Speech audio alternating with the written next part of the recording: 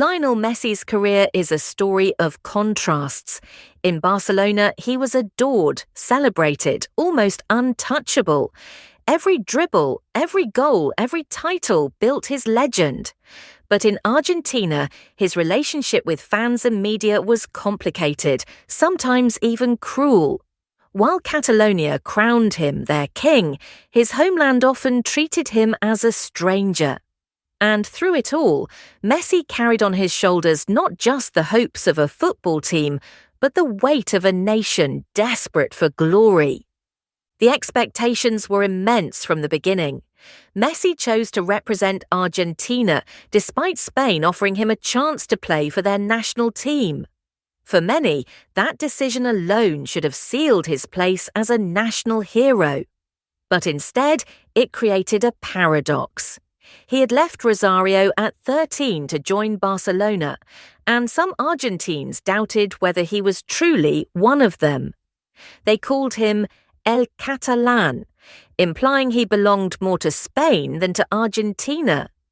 Every time he wore the albiceleste shirt, he was judged not just on his performance, but on whether he was truly Argentine enough. Messi's first World Cup came in 2006 in Germany. He was only 19. He scored against Serbia and Montenegro and became the youngest Argentine ever to score at the tournament. Hopes skyrocketed.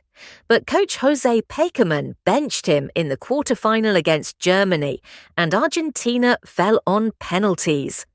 Many wondered if things would have been different had Messi played. The dream ended too soon, and questions about his role began immediately. The 2007 Copa América was his first major tournament as a starter. He dazzled throughout, scoring against Mexico in the semi-final.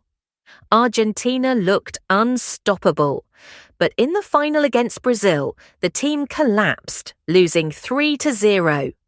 Messi, only 20, walked off the field humiliated.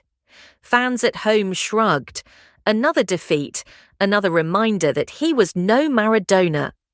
Then came the 2010 World Cup in South Africa.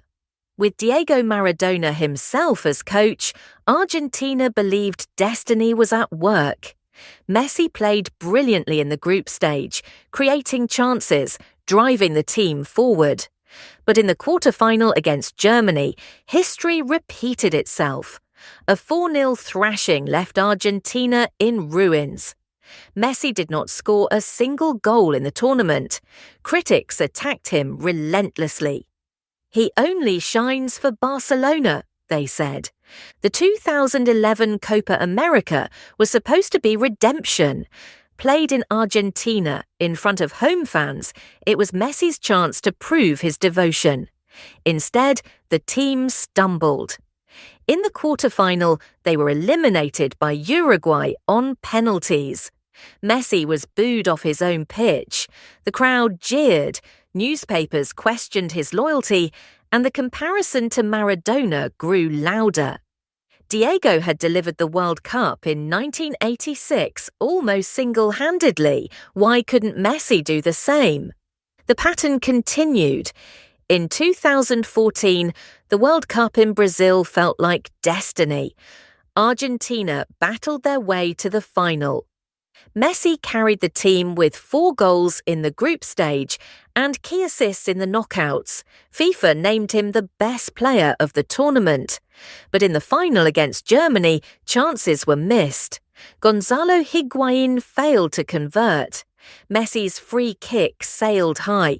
Then Mario Götze scored in extra time. Argentina lost. The image of Messi walking past the World Cup trophy on the podium, staring at it in silence, became iconic. He was so close, yet so far. 2 more heartbreaks followed. In the 2015 Copa América final in Chile, Argentina dominated but could not score. Penalties again. Chile triumphed. Messi looked shattered.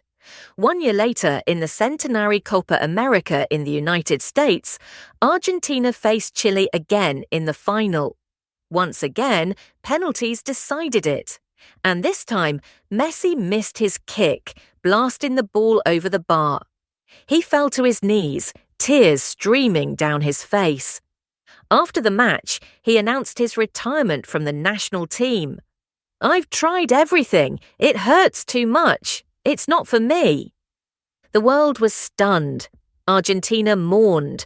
Politicians, celebrities, and fans begged him to return. Children held signs saying, "Don't leave, Leo." Even the president of Argentina urged him to reconsider.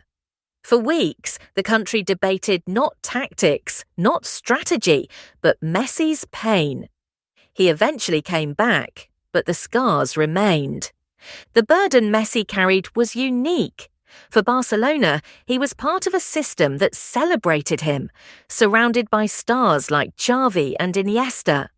For Argentina, he was expected to be the saviour, to conjure magic out of thin air, to carry a flawed team on his back.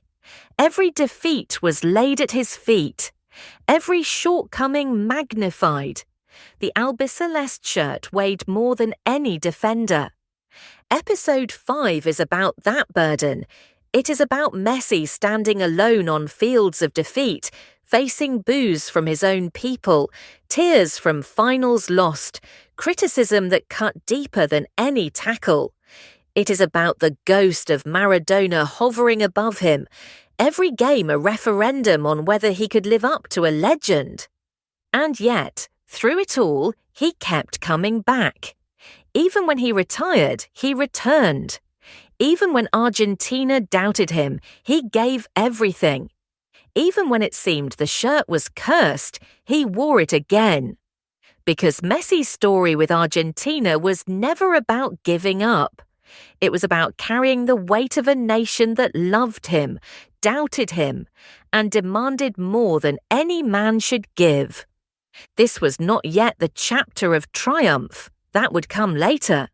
This was the chapter of heartbreak, of almosts, of shoulders bent beneath impossible expectations. This was the chapter where Lionel Messi carried the heaviest weight of all.